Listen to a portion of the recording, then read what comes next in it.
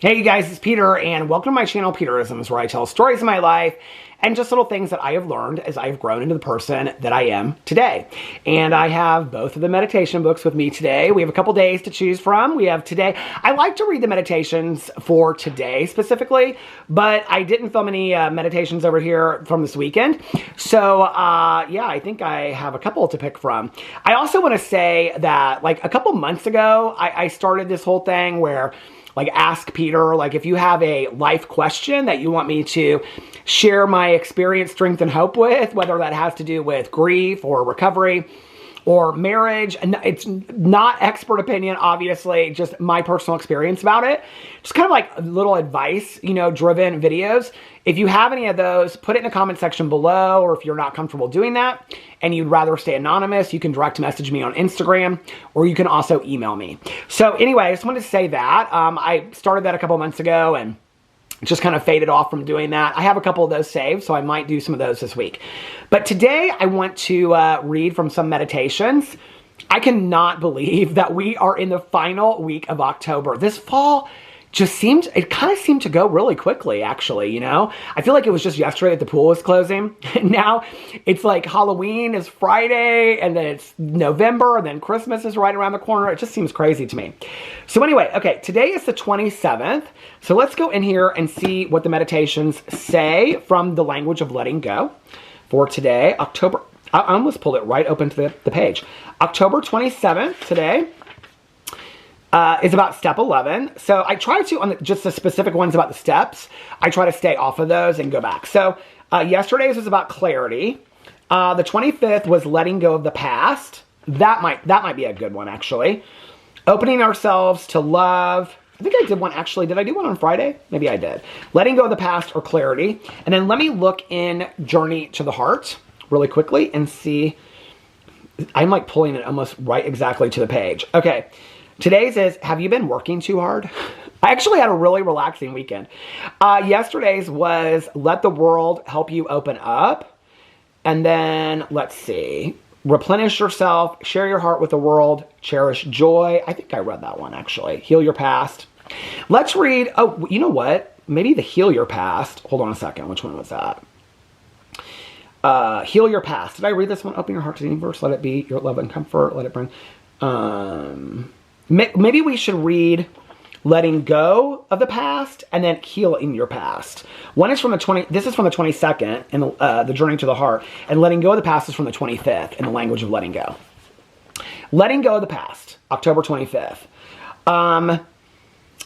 Some people believe that each of our days were planned, divinely ordered before we were born. God knew, they say, and planned exactly what was to transpire. Others suggest we chose. We participated in planning our life, the events, the people, the circumstances that were to take place, in order to walk through our issues and learn the lessons we needed to master. Whatever our philosophy, our interpretation can be similar. Our past is neither an accident nor a mistake. We have been where we needed to be with the necessary people. We can embrace our history with its pain, its imperfections, its mistakes, even its tragedies. It is uniquely ours. It was intended just for us. Today we are right where we need to be. Our present circumstances are exactly as they need to be for now. Today I will let go of my guilt and fear about my past and present circumstances. I will trust that where I have been and where I am now are right for me. This is a good meditation. It's interesting because like on my vlog specifically, I tell so many stories in my past. I'm just a storyteller, and with my friends and family and whatever, I do that too. We get together and we tell stories. Like my friend Tanya and I, we tell a lot of stories of do you remember this? Do you remember that? We hung out on Saturday. We went to my sponsor's house for a Halloween party. And so on the way there, Tanya and I were like, oh my God, do you remember this person, that person? On the way home, we were talking about people that we had ran into and stuff and funny stories. I think my friends and I, my family, were just storytellers. I think there's sometimes a misconception that I'm kind of stuck on the past, that I won't let the past go. That's not necessarily it. If I'm not in the middle of telling somebody a story about something that happened to me, or I'm in a vlog when I'm sitting there and I'm just kind of talking about things from the past, then I do talk about it. I do reminisce and think about what I've learned from it. Maybe in therapy I do, and definitely in working inventory. I think about things from the past. Because I think that what I went through in the past, how I reacted, how I behaved, how I treated people, how people treated me, I think has a lot to do with who I am today if I choose to learn from it. My perception and how I look at the past today is a lot different than how I used to look at it. I think there was a long period in my life where I was very angry and very resentful at things that happened to me in my past. And I'm not going to say that those feelings don't arise from time to time, from things that happened to me when I was 4 to things that happened to me when I was 40. I think that that's a natural response. I think it's a human response. Today, I don't necessarily want to stay stuck in that for the rest of my life. So I try to look at the things that happened to me in my past and I try to learn from them. I used to be somebody that would say that I think that things in life happen for a reason. I don't necessarily believe that today. I really firmly believed that for a long time. I'm probably on video. You can probably catch me saying that somewhere. I firmly believe that things happen for a reason. I don't believe that today. I absolutely 100% don't believe that. I think that so many things just randomly happen in the world.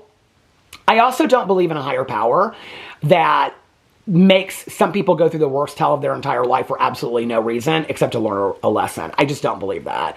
I think a lot of things happen to really innocent people that doesn't exist for a teaching moment. I just don't believe that. What I do believe is that the things that we've gone through in our life, we can choose or not choose to learn lessons from it. So the things that I've gone through in my life, I can look at those and I can say, well, I can stay stuck in the pain. I can stay stuck in the sadness. I can stay stuck in the misery, the resentment, the anger, the fear for the rest of my life. And I've known people that did that. My mom had a really hard time letting go of things from the past. And I saw it really affect her over a long period of time. And I think my mom, for me, is a good example of why I don't want to do that. You know, my mom would bring things up years before she passed away, a couple years before she passed away, of things that had happened to her 40 years before, because she never really had worked through it. I'm not saying, I think it's hard to just let that stuff go. But at the same time, I think to work through it. And that's what I do today. I bring it to inventory. And then if it's something I need to talk about deeper, I bring it to my therapist. Or I bring it to my therapist and we talk about it if it's something that's on my mind that day, I think it's a hard concept to just let things go. I think that's a difficult concept. But I think to look at things that have happened in our past and say, what is one takeaway from this? What is something that I learned? Did I learn that I'm stronger than I thought I was because I never thought that I would make it through that? Can I turn my wounds into wisdom? Can I help other people with what I've gone through? Have I learned resilience through this? Have I learned compassion and empathy through this? Have I learned how to be more loving to myself? Have I learned that my self-value and my self-worth are more valuable than I thought they were? What can I learn? Can I learn how to treat people better? Can I maybe learn how to talk to people nicer, to talk to people better? What's the takeaway from what I went through back then? Are there things that I can learn? Are there things I can change about who I am today based on what I learned from my past? Because we can't change other people. We can't change what other people did. We can't change what other people are going to do, what they're going to say, how they're going to act, but we can change ourselves. So for me, the lessons of the past are lessons for today. There are things that I can learn from what I went through, whether it happened to me or I participated in it. I can look at those things and say, what's the takeaway? Because I don't want the paramount things in my life. And what I mean by paramount are things that really affected us on a very strong level, whether that was moments of high joy or moments of high sadness or anger or resentment or misery. Usually those are more of like the feelings that we feel from things that have happened. I don't want to stay in that. Well, one of the ways for me not to stay in that is to look at that event, that relationship, whatever happened, and say, what's the takeaway from it? What can I learn from this situation so that I can move through it to the other side? How can I be of service to other people? How can I share what I've gone through or how I was or how I acted? How can I learn from that today? How can I be a different, better version of myself than I was then? Because I don't want to stay there. Even if it's just staying in anger, I don't want to be that version of myself. And there's a lot of things that we can be really, really angry about in this world. So I don't want to be that version of myself. So, because if I'm angry and I'm stuck in anger, resentment, misery, then I'm not enjoying life on a daily basis. And I don't know about you, but I want to enjoy as many days as I have left. In my prayers every night, the first thing I say is thank God for another day alive. I always say to my higher power, thank you for another day alive. Thank you for being able to see. Thank you for being able to hear. Thank you for good health today. Because I know that there's a lot of people that have chronic health issues, that really struggle with a lot of, medical and mental health issues. And so each day that I'm alive, that I'm able to experience this world, I don't want to take it for granted. I don't want to choose to be stuck in anger when I could choose to work through that stuff and enjoy life more. And a lot of those things I've had to work through, and I still have a lot of things I have to work through. I have a lot. But a lot of those things I've worked through, the lesson I took from it has made me only enjoy my life more fully and more rich. So in a richer way that I look at it today and I'm like, oh my God, like just the small moments I enjoy much more because I worked through that stuff, you know? I can remember becoming consumed back in the day with what somebody said or what somebody did, or can you believe from 15 years ago this person did me? Why? We're just giving away our life when we do that. You know, and many times we can't even remember, you know, and I think a lot of it in retrospect is deflection. I think when I am so angry or so stuck in misery, it's deflection over having to take any accountability for my own choices or any accountability over my own life or even any freedom, giving myself freedom to live my own life. You know, when I see people today that are so stuck in anger and so stuck in misery, I was there for a long time. I say a lot in my videos, peace and serenity are not a luxury to me today.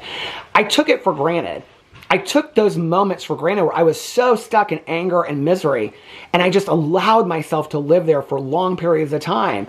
And I see people like that today in my life. I know people like that, you know, and I think for them to have to do the work and move through it, it's easier just to stay angry and say, this person did me wrong. This person hurt me. If you knew the truth about this person, let me prove the truth to this. What happens when you do prove the truth to that person? Somebody looks at you and goes, okay, you're right. I've had those moments. It doesn't change my life a whole lot. It doesn't make, the clouds don't open and I go, oh my God, everybody knows I was right. It doesn't really change a whole lot.